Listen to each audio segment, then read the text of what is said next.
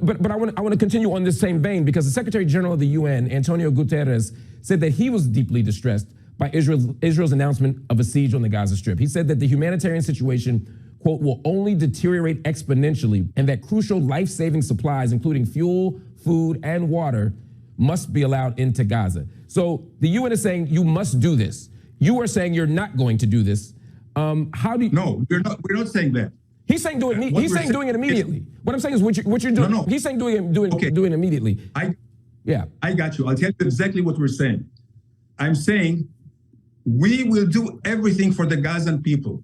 Once and now, we demand immediate surrender, unconditional surrender of Hamas. If Hamas people come out with their hands up and clear their weapons, believe me, everything will be restored to Gaza. It is Hamas in Hamas hands. Now I understand. Thank you for clarifying that, sir. I think we're actually on the same page here. You're saying that once Hamas leaves, you'll grant the Gazan people food, shelter, fuel, electricity, hospitals, schooling. And if they don't, and if Hamas doesn't leave, then they'll continue to starve and die in hospitals. You are defining for the international community right now collective punishment. You're saying until Hamas acts differently, the 2 million people in Gaza are going to be treated this way. And once Hamas acts differently, these 2 million people in Gaza will be treated better. That is exactly what collective punishment is. You're holding them accountable for the actions of others. That is the definition, the textbook definition of collective punishment, sir. Now, you may accept that that's what you want to do, but this is absolutely a contravention of international law.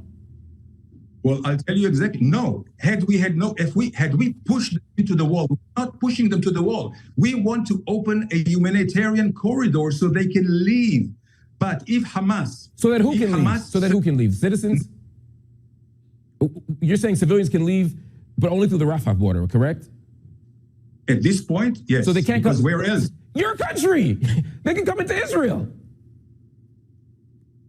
I'm telling you one more thing I want to say. I want you to address that point. Don't just smile, sir, respectfully. You're saying you're making a corridor. They can go to Egypt. You're bombing them. You say you want to save them, but they can't come in.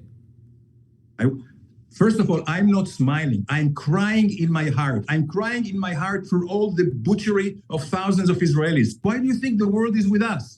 Why do you think the world is with us? All the international media was there. So don't talk to me about collective punishment. Don't talk to me about humanitarian. These are new rules of the game.